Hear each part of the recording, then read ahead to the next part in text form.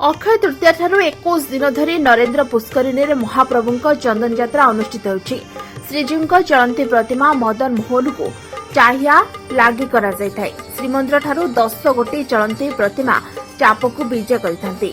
मणि विमान रे मदन मोहन, भूदेवी, श्रीदेवी और पालिंगी रे रामकृष्ण विजय करिथांती। तांको पछरे पंच महादेव यथा श्री लोकनाथ, श्री जम्बेश्वर, श्री मार्कंडेश्वर, श्री कपाल मोचन और श्री नीलकंठेश्वर चंदन यात्रा रे चाहिया सेवा एक स्वतंत्र विधि अनुଯାୟୀ प्रस्तुत करा जाई लागि होइथाय। कथित अछि केन्दुझर रानी महादेवी प्रथम ए सेवा आरंभ करथिले। तांकर देहांत परे दैतापड़ा साही निवासी अवधूत चरण दास दीर्घ दिन धरी ए चाहिया सेवा बंचाई रखिथिले। तांको परे दैतापड़ा साही निवासी सान मच्छर महंत डॉक्टर वैष्णव चरण दास ए सेवा आग्रहर सह करथिले।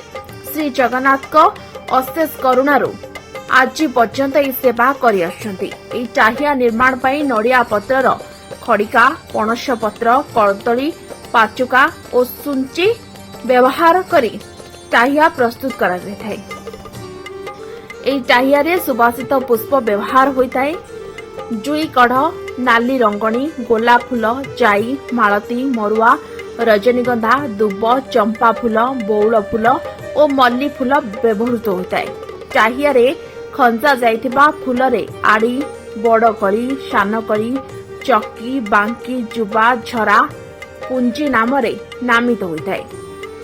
श्रीदेवी और भूदेवी फूल रे मथामणी तैयारी होता है। रामकृष्ण दुईटी पुष्प मुकुट, दुईटी जुबा, पंच पांडवों 5टी सुगंध पुष्परे मुकुट तैयारी होता है। 10 ठाकुरों फूल रे 10 गोटी माला जोगाई दिए। रथयात्रा समय मदन मोहन को यह चाहिया अर्पण कर गुंडीचाघर विजय, बाहुड़ा विजय और नीलाद्री विजय रे 4टी फूल चाहिया सान मठ पक्षरु जोगाई दि जाए। श्रीमंदिर रे रुक्मणी विवाह समय 2टी फूल चाहिया जोगाई दि जाए। झुलन यात्रा रे मध्य श्री मदन मोहन सुभाषित पुष्परे चाहिया प्रदान कर ए संपर्क में सान मछ महंत महाराज कहते श्री जगन्नाथ को परम कृपारू ए सेवा बंची रही। ए चाहिया सेवारे 15 ରୁ 20 जन भक्त श्रम दान करिथांती।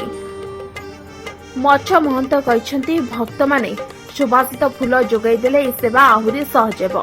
भक्ति श्रद्धा सह पुष्प चाहिया तैयारी करी निजकु धन्य मणिछंती भक्त और सेवक। आपने जो टायाटी देखुंट महाप्रभु को सुंदर करने समस्त मन भितर विभिन्न प्रकार भावना आसी से भावनार निदर्शन स्वरूप हूँ टाया।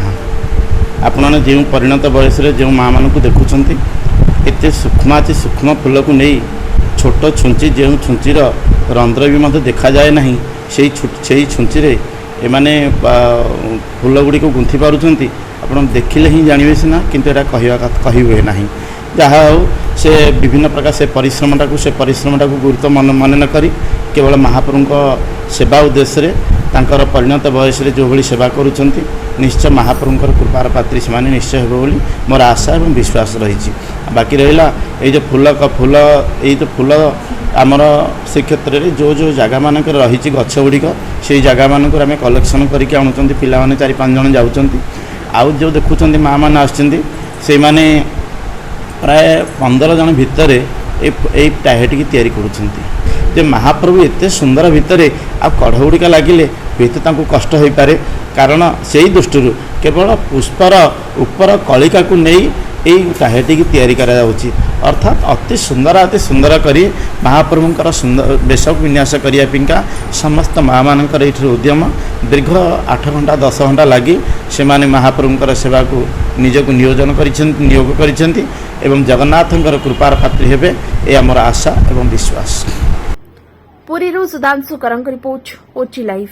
अधिक खबर देखिया पे ओटी लाइव को सब्सक्राइब करंतु एवं ए खबर को अधिक शेयर करंतु।